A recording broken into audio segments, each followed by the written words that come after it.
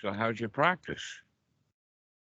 Mm, it's been up and downs, I think. So I've learned a lot, I would say. Um, and especially I often get stuck in this feeling of um, well, it's not good enough. There's somewhere else I can go, which is better. And yeah, I always have to remember that this is kind of the like problem that I seek something better somewhere else and not like in the now, not like here, that this is good enough, this moment right now. Well, there's a very easy solution to that problem. When you hear those thoughts in your head, or when you see those or recognize those thoughts about something else could be better, see that as a hindrance Mm, to being okay right now. That in yeah, fact, what you're doing is you're lying to yourself by telling yourself that something could be better someplace else. right. Yeah, I've also I've thought about a lot, what does it actually mean uh to be okay? So I've thought about this, like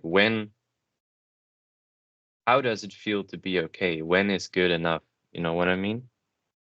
Hmm. Well, it already is good enough. You've Mm, just got the hindrances to see that because you keep telling yourself that there's got to be more, or there's something else, or whatever like that, which is just a hindrance to say, everything is actually is okay. We've got it. We've got all we need. Everything is okay. yeah. Yeah, sometimes I'm searching for this okayness in like in thoughts or in feelings or Don't search for sensations. it. The searching for it is the problem. Mm. There's nothing to search for. Isn't that nice? There's nothing to search for. Wow, I can just relax. There's nothing to look for. Yeah, it's sometimes when I hear this word like relax, um, I immediately think of, okay, my it means my body is relaxed, and in some cases my body is just not relaxed, but I can still be in that relaxed state of mind, right? Well, I know that it's not because you keep telling yourself that it's not. You keep investigating that it's not. And you keep coming up with the wrong data. The just relax is to just relax, not asking yourself, is this relaxed enough or am I relaxed? That's the hindrance. That's the looking for something wrong, testing, trying to figure it out. You don't need Yeah, to do any of that. You can just relax. Oh, I don't have to figure right, out whether I'm relaxed or not. right. Yeah, sometimes I think I this scientist mind where I have to experiment and test something and evaluate whether this was good or this was not good, instead of just doing. Actually, in a most important way, the teaching of the Buddha absolutely is scientific. It's far more scientific, in fact, than most scientists, because most scientists are still in that mentality of it's not good enough, Mm. instead of Um, just looking to see how it is. And that certainly scientists are generally better off than all of the other professions, especially salesmen, politicians, cops, judges. All of those kind of professions have to make a bunch of judgments. mm, And by doing so, they destroy paradise, just like Adam and Eve destroyed paradise because they kept judging, they kept figuring out what was right and what was wrong, what was good and what was bad, what was good and what was evil. And when we stop judging and say, all right, everything's okay already, I don't have to judge it. I don't have to see, am I relaxed enough? right. So, for me, it was fascinating because what changed, or what had like your teaching, the most impact for me was I've been struggling before a lot with like boredom. And I now recognize that this is the feeling of, well, me thinking it's somehow not good enough, and I need to get input. I need to get more like input or more satisfaction. And this changed a lot because I can now be in that like I can do nothing but still be at peace or still be calm, and I can always have this decision. Actually, the word that you use, still, is your problem.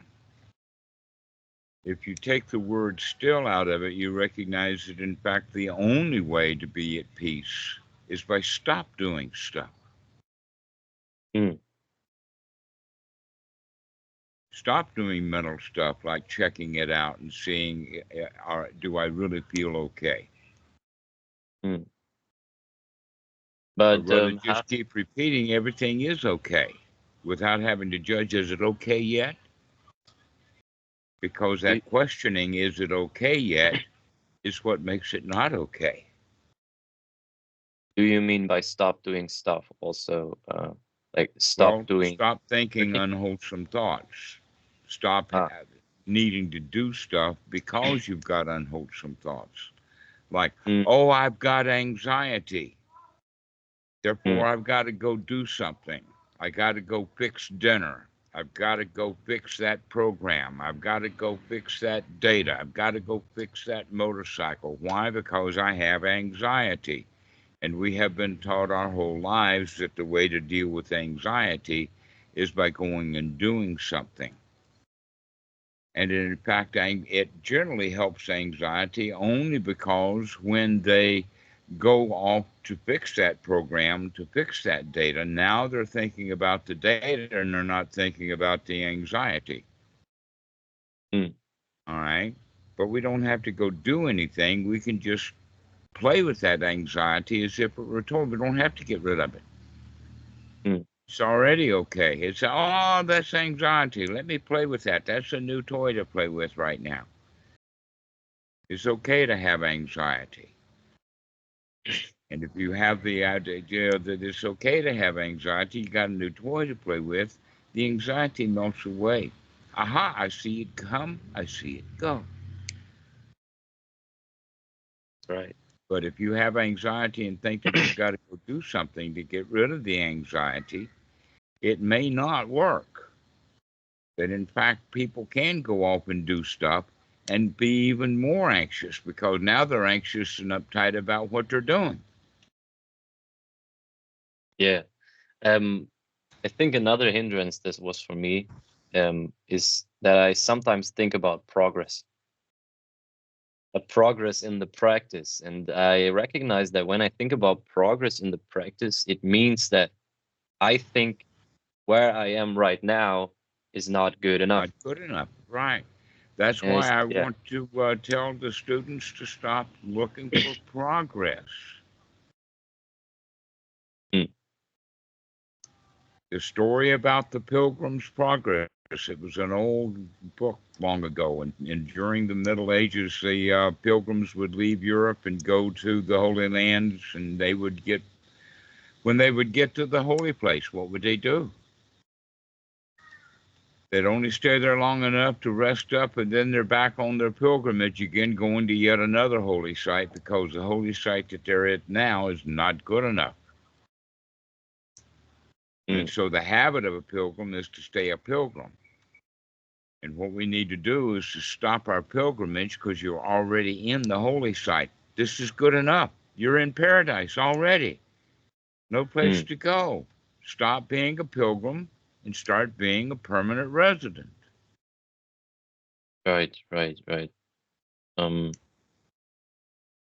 Stop I've trying to make progress. In fact, the word pilgrim has to do pilgrim's progress, right? Stop trying to make any progress. You're already arrived. Isn't I'm that already good enlightened. enough? Yeah, Hmm? I'm already enlightened.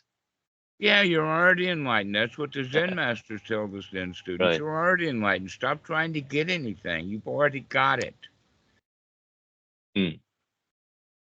And when we actually come to understand that, then that is enlightenment. Until we have enlightenment and still want more, that's not enlightenment yet. Yeah. Yeah. Yeah. Basically, it's to just stop because you're already there. And every time that you have the thought of, oh, I got to go do something, or oh, I've got to go fix this, or oh, I'm not feeling good, oh, this is boredom, we can say, hot dog, I can see that boredom, and I'm already okay. The reason that I'm bored is because I have been telling myself lies that I've got to go do something in order to feel good. And now you can just stop doing stuff and just feel good. Yeah. Yeah. Yeah. Yeah. I've been It's a because very simple but yet very profound practice. I've been thinking, or I've been listening to your talks, and I heard you talk about noble effort, and I really wanted to ask, what does noble effort mean? The noble right effort is to stop all the other efforts. Mm, To stop all the wrong efforts is the noble right effort. right. Is I've been because I've been practicing yoga a lot in the past few years, and I've been thinking, if because in yoga they talk about this union of body and mind, like right effort with body Right. and with mind. Okay. All right. But if you're already there, then you don't have to get that unification. That in fact, trying to get unification is not unification. Mm, Stop trying to get unification, and there it is. mm, The mind is unified when you're taking the right effort to stop trying to get something that's not there. So you have what's there, and then you have what's not there that you want. That's the duality. When you stop wanting stuff, when you stop wanting, for instance, unity, mm. then you're unified. But when you want unification of mind, there's the you, the reality that there is now, plus this thing that you want. That's the duality. Mm, mm, But when you don't have that want for the unity, now you've got unity. Like I said, this is profound. And people struggle with this their whole lives, not recognizing what the Buddha actually taught was to see that wanting things, wanting what you don't have, that's the dukkha. And when you stop wanting things, then you have satisfaction, to be satisfied the way things are. mm. I think I read it somewhere. It was said that, I think it's also from Buddhism, that desire is the creator, desire is the destroyer, something like this. I don't know where it's coming from. Do you know it? Well, that's Hindu. That's Shiva, Vishnu, Oh, and Brahma. yeah. Brahma, the Okay. creator; Vishnu, the integrator or the perpetuator; and Shiva, the destroyer. Mm, Okay, but the reality is that things are constantly being created, they're constantly being maintained, and then they're constantly being destroyed because there's so much there happening. Okay, so the origination, the continuation, and the destruction is still merely a concept. mm, yeah. But the reality is that things are in turmoil, things are constantly changing, and that's okay. That's the Mm, satisfaction. Be satisfied with this is how things are, and how things are is constantly changing. Because if you're not satisfied with the way things are, that's dukkha. And how are things? Constantly in motion, constantly changing. right, right, right, right. And It so the helps. attitude then develops as a skill. The attitude develops is that it doesn't matter what changes, I can handle it because I keep watching things change and I can see that I can handle it, and therefore confidence grows. And what is that confidence? Confidence is that I can handle whatever the new thing that comes in that change. Yeah, And that probably first also. confidence would be then, in fact, it's stated this way, that no matter how obstructed the mind gets with hindrance, the student knows that he can clean that mind out with all those unwholesome thoughts, all those hindrances, and come back and see things the way they really are. Now, that's the first knowledge. Mm. And then the second knowledge is becoming completely satisfied with that to the point of just relaxing. I'm sorry. That's where the word samatha comes in. Can you repeat this? The first practice and then the second, or the first knowledge? Sorry. Yes, the first knowledge is the confidence that no matter what happens, no matter how obstructed the mind gets, I can clear that mind out and come back and see things the way that they really are. See the truth of the matter. And what is the truth of the matter? Things are constantly changing, but that's just their nature. That's okay.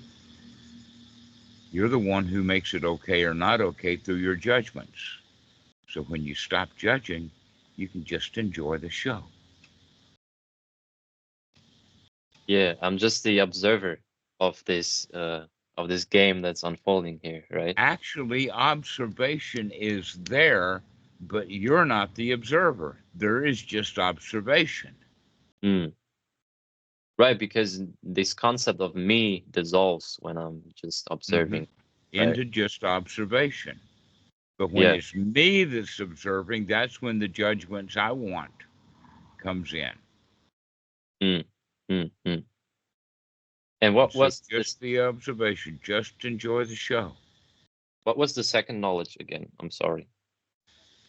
When you have that knowledge that everything is okay in the sense that you can handle it no matter what, no matter how obstructed the mind gets, then the second knowledge is that you can, in fact, relax. You can completely relax into that. That's the samatha. You've heard of vipassana samatha? Okay, the real vipassana is the point that no matter what happens, I can handle it. And then the samatha is it's okay the way it is, and so I can relax. And then the third knowledge is the complete eradication of doubt about what is and what is not the path, what is and what is not, because Mm. you've been practicing these first two things, which is the number one is that no matter what happens, we can just stop all of that and see things the way that they really are. All right, that's the personality view. The I am is the I am fixer that's fixing what's broken. All right. And then the second one, the relaxation comes in the sense that there's no more shoulds, woulds, coulds, there's no rules, there's nothing. You see, the way that we live our lives is we have these standards, this way of thinking, and then we check reality against the set of rules that we have about how things should be. Now, Eric Berne and Sigmund Freud stumbled on this and labeled it the superego, the ego, and the id, and then Berne relabeled it to the parent, the adult, and the child. So you can think of it this way then, that the parent is the one who sets the standards, has all the rules, tells you how things ought to be. And that was when you were a child. You were ordered around all over the place. You had to do what you had to do, whether you wanted to or not. Those are the rules. You got to go to school, for instance, is one of the big ones. Every day, you got to go to school. And then at school, you got to do this, you got to do that, you got to dress the right way, you got to read these books, you can't lose the books. How many rules have you been putting up with all of these years? Infinity. Well, not infinity. There's just a lot. Yeah. Too many to count. Not worth counting. But that's not infinite. But there's still no end to them until we put an end to them. And because we can put an end to them, it doesn't matter anymore. And so basically, what we have inside of our mind is a dialogue between the parent and the child. You ought to do this, I don't want to do that. You ought to do this, Yeah. but I want to do something else. Okay, so Yeah. the desires and the wants and the feelings are from what we would call the child ego state, the reptilian brain, the more primitive part of us that's driven by our feelings. And then we have the mammalian brain, the temporal lobes, that has all of these rules. And most people are in this war, this duality between what they want and how things ought to be. Right, with themselves as well. Mm-hmm. Yeah. Yeah. Exactly. And so what we're going to do is to move out of the parent, move out of the child into what is called the adult ego state, which is that which is just seeing things the way that they are. The adult in the room sees what's happening. The Mm. parent wants it to be this way because of the rules, and the child wants it to be that way because of his feelings. Mm.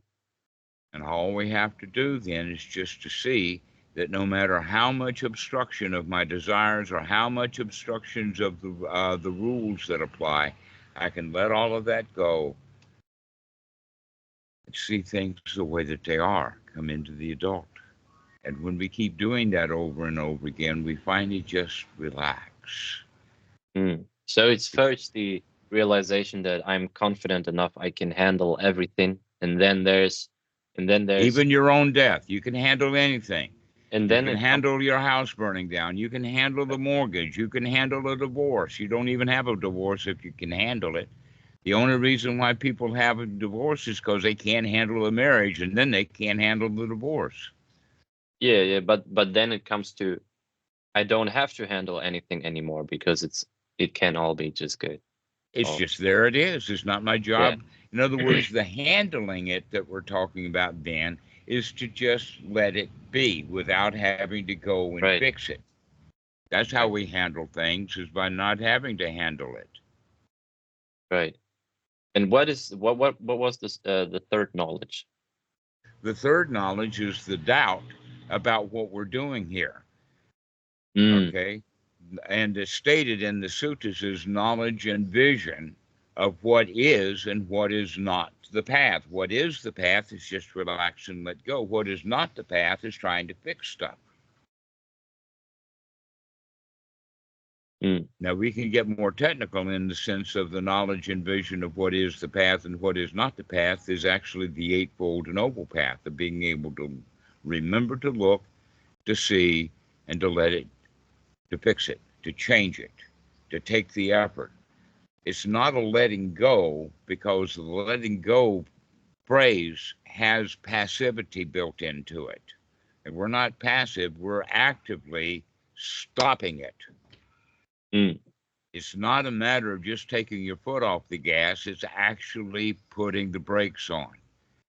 Because you can let your foot off the gas and going downhill, and the truck's still going to just continue careening down the hill. You got to be actively put the brakes on. So it's I imagine, or I came up with this thought right now that it's like like singing a lullaby that everything is good and everything is fine, constantly doing this. Mm-hmm. Yes. Sing yourself a lullaby. The other way of talking about it is nurturing as opposed to critical, because the critical thoughts are actually a critical parent, critical in the sense of Mm. not conforming to the standards, not living up to the rules, not doing what you were told to do.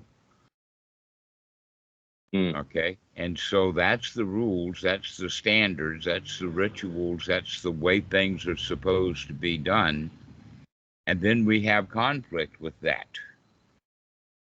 And the right way to do it is just nothing, just put the brakes on, stop that argument inside, stop all of those unwholesome thoughts. Yeah. And the way to do that is by having nurturing thoughts. And Everything's these, okay, everything is yeah, fine. and these nurturing thoughts is just telling me it's good, it's fine, it's everything is all right, and it will always be all right. And it's always been all right, and I didn't know it. And so I imagine that this eventually turns into like a habit that happens more This and is a more. brand new habit that we're forming. The old habit says it's broken, I got to fix it. And the new habit is it's already okay. This is good. Yeah, And then everything that you do becomes a toy to play with, as opposed to a job that's got to be done. yeah, yeah.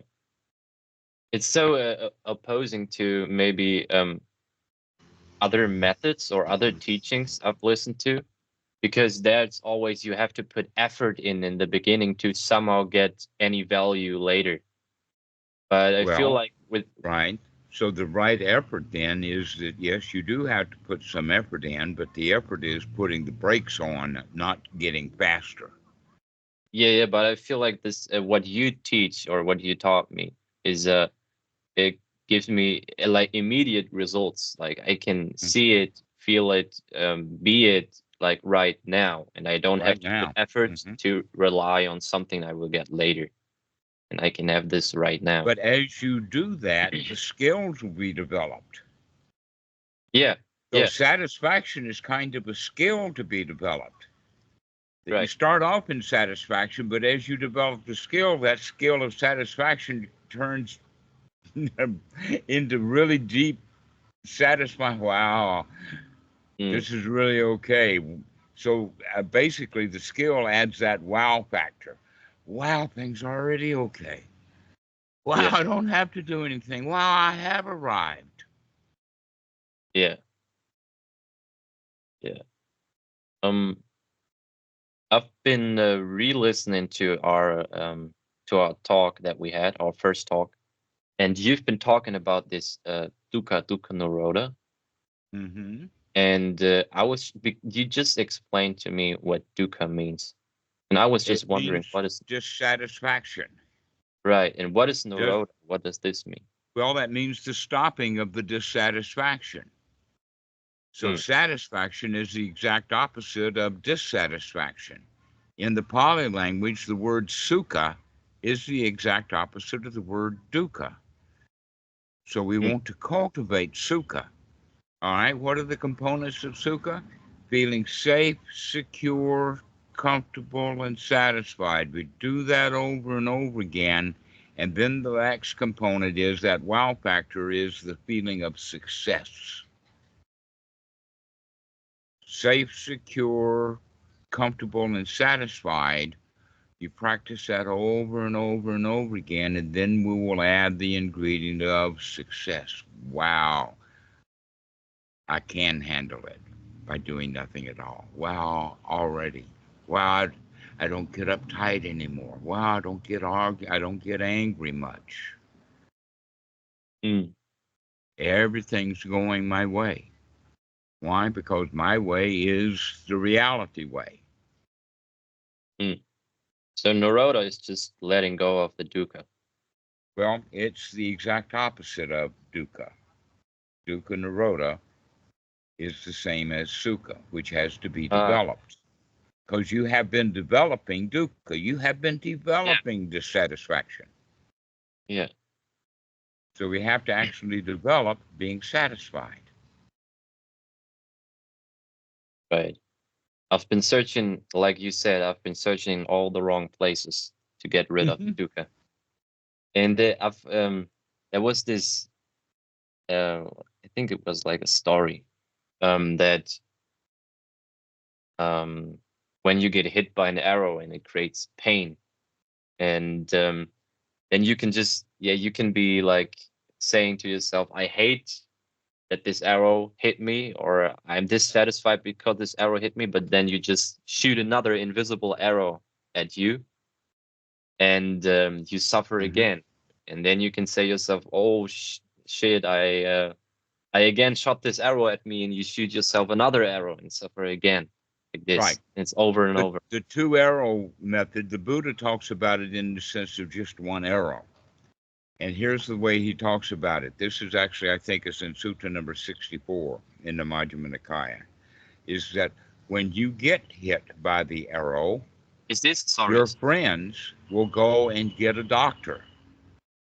And the doctor's job is to remove the arrow. But yeah, when the doctor comes, we start asking, who shot me? What kind of bow was it? What kind of arrow was it? Where was he standing when he shot it? Who made that arrow? Okay. So if we try to figure out why we got hit, then we just keep it going. We keep that arrow. All we need to do is to take the right efforts, just pull that thing out. And when our yeah. skill gets developed, we pull it out of thin air, not when it's already stuck in us. So that arrow Mm, is coming, we say, got it. mm, mm. And what are these sutras you're talking about? Is this like the true teachings of the Buddha? Yes, the Majjhima Nikaya was done at a conference, um, the first big meeting that was held starting at about 3 months after the Buddha's death and lasted for about a year. And that's where the Majjhima Nikaya comes from. There was some older writings, and then there's a whole huge library full of stuff that's come since then. Yeah. But basically, all we need is kind of two books. One is the Majjhima Nikaya, and then the other book would be the Sutta Nipata and the Udana, which were the original stuff, so that we can see where and how the teaching of the Buddha developed over the years. But the Mm, Eightfold Noble Path and the Four Noble Truths were part of the original teaching. mm.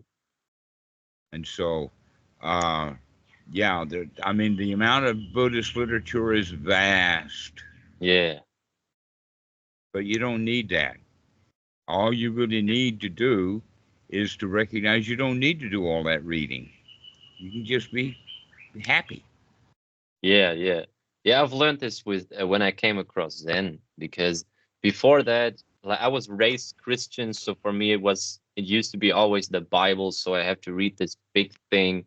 And then it's sometime came to like Hinduism, and it was like the Bhagavad Gita or something like this. And it's Zen, it was the first time where they just said, okay, there's no book, there's no like holy book that you need. The only book you need to read is the book between your ears. Right, right, right.